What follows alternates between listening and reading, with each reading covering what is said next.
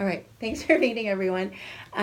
So right now we're going to have the opportunity to debrief the lesson that we just observed, and we're going to particularly talk about right now what are some of the strategies that did work. So if someone could begin, that would be really great. I think at the end of the lesson, when we at least saw the two students that shared out, they were able to get a lot of things written, and considering that it was sort of quick and that it was very rough draft, I thought they did a really nice job with it. As I walked around, I think many students had pretty good starts to their paragraphs. Again, given that it was really quite rushed. I know. And Like, we what, didn't have 45 a ton of- minutes? Yeah, Yeah. the period's so short. I know. They're giving 45 minutes. What I did think about was the idea of quick write. Yeah. Because I don't think that I personally employ that very often in my writing, or as often as I should. And so that was kind of like a great strategy to kind of like dump their ideas out, to help them later on to go back to that quick write, to kind of build on the quick write for the elaboration piece, which is what we're really concerned about, right? Yeah. So I like when you asked the class, so what was your takeaway from the day? And Emma, well, besides the boy that said, don't use this shows, Yes. but when Emma said, having the ideas written out really helps you write the essay. And I think that's sort of the essence of why I use quick writes a lot.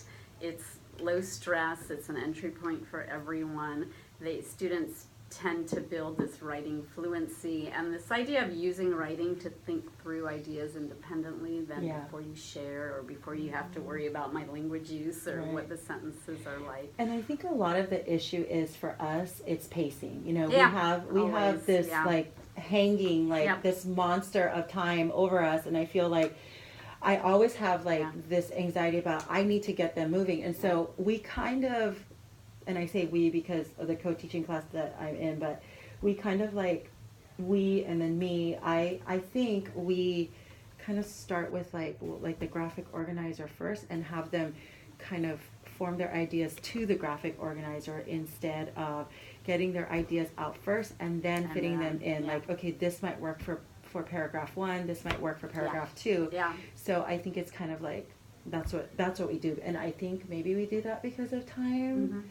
Or maybe, that's what. Well, the process of a argument essay, in a sense, also has to go. It takes a few days to prepare. So this was just a 45 minutes brainstorming of. And they could have gone longer, right? For sure. Yes. And so I would scaffold for 8th grade honors. This was a perfect way to present this portion of the they were going of the essay to support their thesis. But in my case, I would think for my 6th graders, ELD or special education, probably I would scaffold. Among, through the process, I would scaffold a little bit more, or do it in a collaborative setting, for everybody to be engaged and to be able to feel successful in what we're doing. Yeah. So, like, how would you scaffold more? Like, what would that look like? Okay. For example, I would, from the start, I would go ahead and have them write their pros and cons.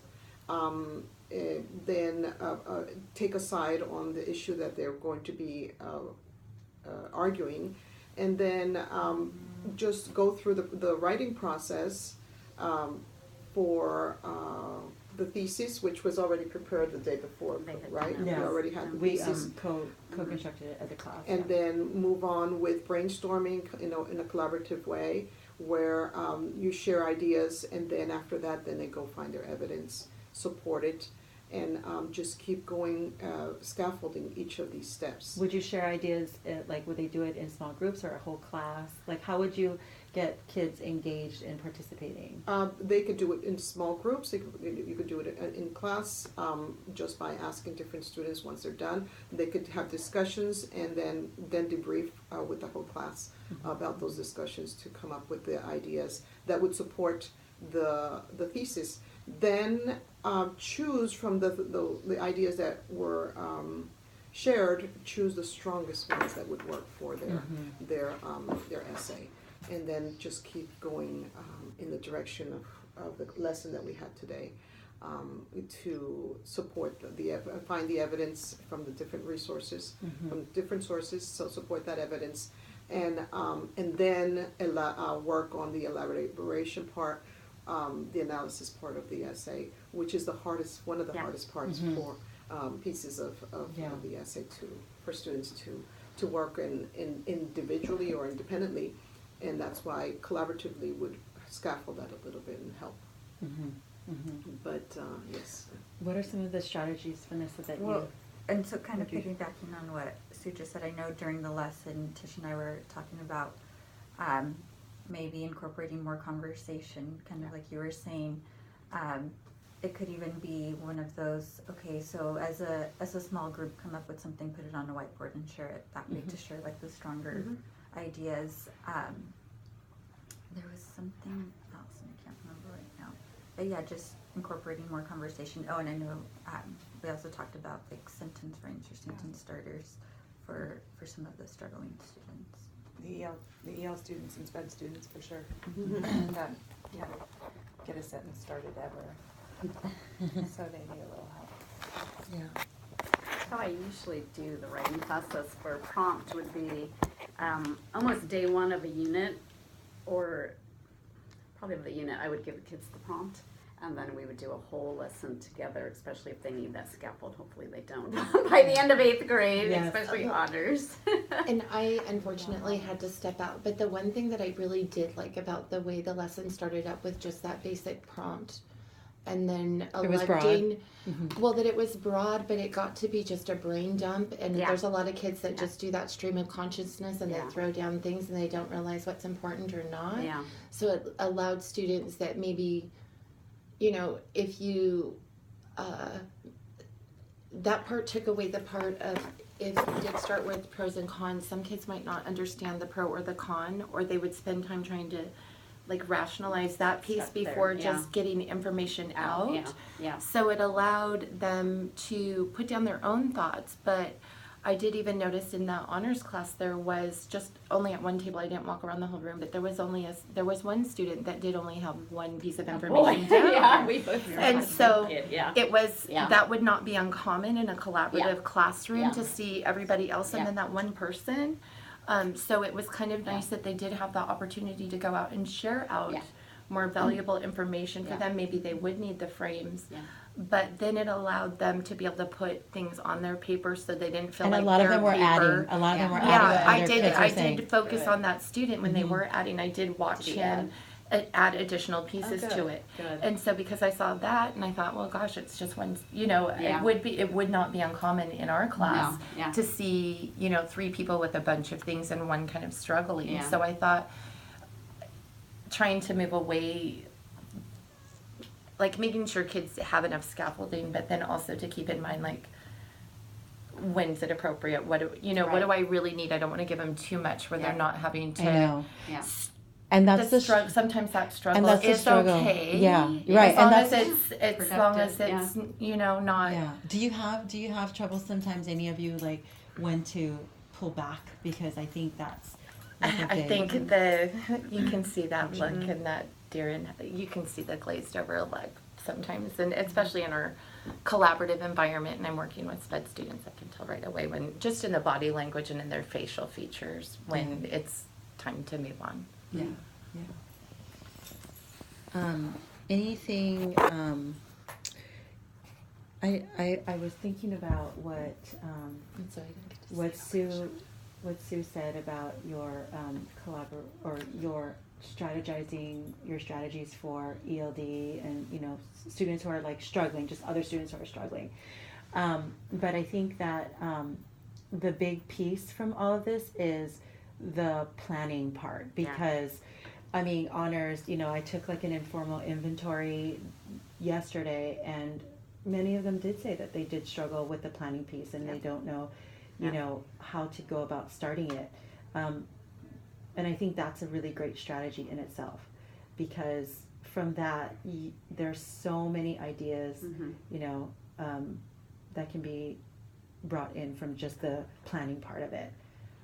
Giving them time to plan. I think there's something to be said about what you talked about of that graphic organizer piece, though. I think as teachers, though, we do want to save time. They're walking in the door. You want to hand it out so it's like out of the way, and it's not just one piece later. But the one thing I also really liked about that lesson was the fact that they did do that stream of consciousness. They were able to highlight the most important pieces or share out collaboratively what that most important piece was for them. Then go and find that evidence to support it and put it in the organizer versus taking that organizer and haphazardly searching around for things like, is this important? Is this not important? And they end up wasting time rereading sections.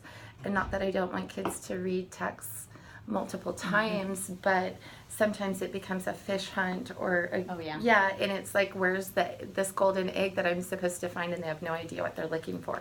So by setting it up that way, they already knew without the breaking it down, like, oh well, this was valuable information, and then they can hear it heard out from other students and reaffirm what they're already thinking. I'm sorry. Okay, sorry. What do you guys also think about, like, how, okay, so honors, they were able to, when Rosemary said, this is going to get messy, you know, so just write down what source you would go to and what page number. Would that work for our other population? I was thinking of that too. I was wondering if it would be too scattered. They would need to have something organized. I wrote it down in my notes. Like maybe they would need like the graphic organizer, a different kind. Well, so what I would, because they had so many sources and it would just sort Or of they could color that would be a lot for many kids. Yes. But honors, just as a disclaimer, honors, when I just said, you know, you can choose from these three sources, they're like, but what about this one? There's so many good things from there too, and this one. You know, so that's why we had so many. So I think as they've done the prompt, they do the prompt deconstruction, and then they've written these focusing questions, and then everything they're reading or viewing, whatever source they're using, that's the notes they're jotting down. And so then they would have it all on a page. And then when it came time to, all right, look at your notes, they've got it all in one spot. They're not like, fine. Now this is for their quick write. Before you ever, so this is the way I would do all the reading if my goal is to get them to focus their reading so they can answer this prompt and write an argument. And so now they've already got the notes if they've taken decent notes, and that's a whole other scaffold in how do you take notes when it's to a prompt. But then they at least would have it all in one place. And then now do your quick write. What are your initial ideas about should we teach the Holocaust and spend? Then they can go here and then write their notes, and they've got it here. Then now go back to your notes. What evidence might you use? And it's like in this one spot where they could just circle it or do whatever. So yeah, I would definitely have that really scaffold and streamline the reading so it's all helping them answer that prompt. So maybe for the notes, like the notes on one page from all the various sources, maybe a graphic organizer for that. Or a color code. I just do color chart code it. T-chart. T-chart is what I have in mind. Yeah. So T-chart. So like, maybe like as a support for some. Yes. Some would not even. Wouldn't So like even what? need So like what would the T-chart look like? Like what would It be in the looks T-chart? Like maybe on one side. research questions and then your notes. And maybe you want to say from Anne Frank and you have a color or from Elie Wiesel. I think that's pretty, What is it? Do we forget what we use a lot of times? Well, we try to use so many different things, but I use this all day, every day. So what did you say? So research questions? So this would be the research questions that I co-construct with students who need that support from the prompt. And then these are notes that answer that question. And so Anne Frank, you could have it in one color or just make sure they write from Anne Frank. Right. We learned that, whatever. And then my second question might be, why do we study the Holocaust? Oh, because Elie Wiesel said, and then they're charting it all in one place specific to that question. And then for the kid who really needs the scaffold,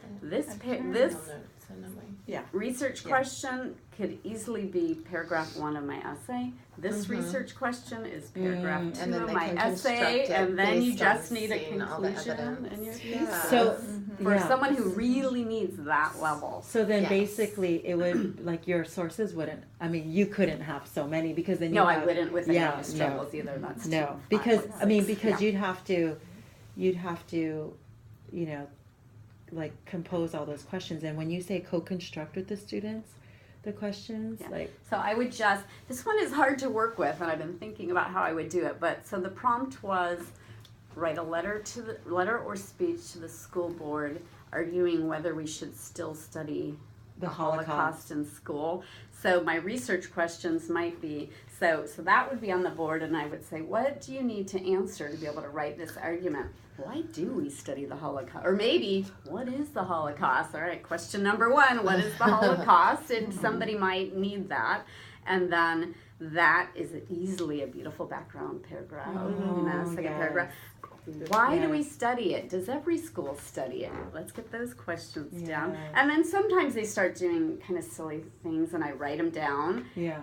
And then we talk later, is this really going to help us? Or as we're reading, we're not finding anything to answer this. Do we need a different source, or is this just a bum question? And I cross it off. Yeah. So it probably for that prompt might be, what is the Holocaust? Why do we study it? What do we gain from studying it? Questions. Yeah, so you're setting them up, and then all my notes would be, all right, the Holocaust is a time when why do we study it? 42 school boards across the country say we have to because we learn. What do we get out of it? Oh, we're learning that we should treat blah, blah, blah. Don't repeat. History repeats if we don't.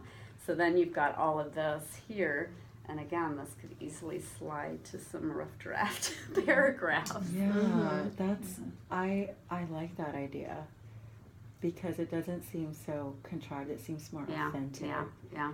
And I also do, and I get, like, for a kid who really needs this structure, but this is how I make meaning and take notes. So if somebody told me to keep it like this, so finding that balance of, all right, if you're a messy and this works for you, which is the key, then you do your notes like this, but you better be able to answer your questions. That's what's nice about the collaborative environment. You can have 2 different teachers, so it allows for those different styles. You can, if you know students and talk to students and give them that choice, then you can move kids around and create that environment based on their needs. Yeah. That's great. Easy fix. Right? That's small. Yeah. All right. I feel like we got a lot out of this discussion. Would anyone like to add anything else? Yes, earlier you had a discussion while we were trying to get the video going, but would you like to ask that question right now? I had several, so okay. which one we were talking about. Kind of a summary. Okay, so the difference between when students do the interpretation part, what is the difference between summary, paraphrase, and direct quote? Do they also Ms. Cruz, are you going to class? Okay. Thank you. Okay. All right. So, okay. Thank you. Thank you, Sue. Okay. Thanks, everyone.